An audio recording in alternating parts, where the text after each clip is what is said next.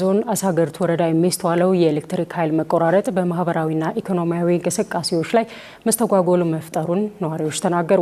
ቅሬታውን ተከትሎ በኢትዮጵያ ኤሌክትሪክ አገልግሎት የደብረ ብርሃን ሪጅን ችግሩን በዘላቂነት ለመቅረፍ የጥገና ስራዎችን ማከናወን መጀመሩን አስታውቋል።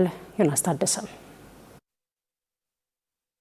የአሳግርት ወረዳ ነዋሪዎች ተደጋጋሚ የኃይል መቆራረጥ እያጋጠመ በመሆኑ በዕለት ተዕለት የኑሮ እንቅስቃሴዎች ላይ መሰረታዊ ችግር ገጥሞናል ይላሉ። በጣም የመብራት መቆራረጦች አሉ። በርካታ በከተማችን ውስጥ የሚኖሩ በመብራት የሚተዳደሩ ጉሮሯቸውን መብራት ላይ የመሰረቱ ለምሳሌ አንድ ወፍጮ ቤት ነው እንደምትመለከተው ወፍጮ መብራቱ መጥፋት ሳይሆን መቆራረጥ ነው። በቃ ሄድ መጣ በሚል ህብረተሰቡ ስራውን መስራት መቻል አልቻለም። ያው መብራት ይቆራረጥብናል። መብራት በጣም አስቸጋሪ ሆኗል። ወረፋም አብዛኛው ህዝቡኛ ላይ ነው የሚወጣው ፈጩ ላይ።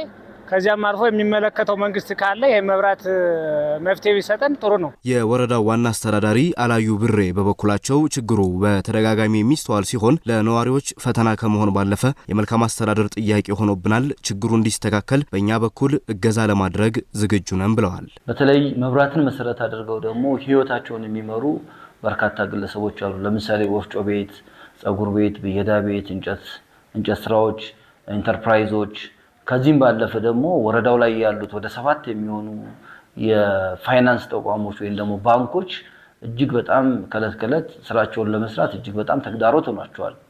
ሌላው አንዱ ደግሞ ለከተማችንና ወይም ደግሞ ለጊናገር ከተማ እና ለአሳግርት የምትባለው ለሁለቱ ከተማ መብራት ሲጠፋ ውሃማ አብሮ ነው የሚጠፋብን። በኢትዮጵያ ኤሌክትሪክ አገልግሎት የደብረ ብርሃን ሪጅን ዳይሬክተር ሙልጌታ ደሳለኝ አሳግርት ወረዳንና ኢንዱስትሪዎችን ጨምሮ 5 ወረዳዎችን በአንድ መጋቢ መስመር ነው አገልግሎት እየተሰጠ ያለው ያሉ ሲሆን መስመሩ ከ340 ኪሎ ሜትር በላይ የሚረዝም በመሆኑ ስራዎችን አዳጋች አድርጎብናል ይላሉ። እንደሚታወቀው አካባቢው ደጋማ አካባቢ ነው። ደጋማ አካባቢ ከመሆኑ ጋር ተያይዞ አብዛኛው ባህር ዛፍ ደን አለ። ስለዚህ እኛ ደግሞ መስመሩን የምንሰጠው ግልጽ በሆነ ኬብል ነው። ኮንዳክተሩ ግልጽ ኮንዳክተር ነው። ስለዚህ ግልጽ ኮንዳክተር ደግሞ ዛፍ ከነካው የአየር ንብረት የተወሰነ ተጽዕኖ አለው። በዚህ ምክንያት የተወሰነ የኃይል መቆራረጦች ያጋጥማሉ። የችግሩን አንገብጋቢነት ተረድተን ለማስተካከል አስፈላጊውን ጥረት አድርገናል። ወደፊትም ችግሩን ሙሉ በሙሉ ለመቅረፍ በአጭርና ረጅም ጊዜ እቅድ ስራዎች ይሰራሉ ነው ያሉት። ብዙ ስራዎች ይጠበቅብናል። እነዛም ብዙ ስራዎች እንደ ሪጅን ከማዕከሎችም ጋር በጋራ በመሆን ማዕከሎችን በማስተባበር የጥገና ስራ ለተከታታይ 1 ወር ሲሰራ ቆይቷል። የዛፍ ማጽዳት ስራ ተሰርቷል። ስለዚህ በስራዎች በሚሰሩበት ሰዓት የራሱ ይጠፋል ስራዎችን ለመስራት።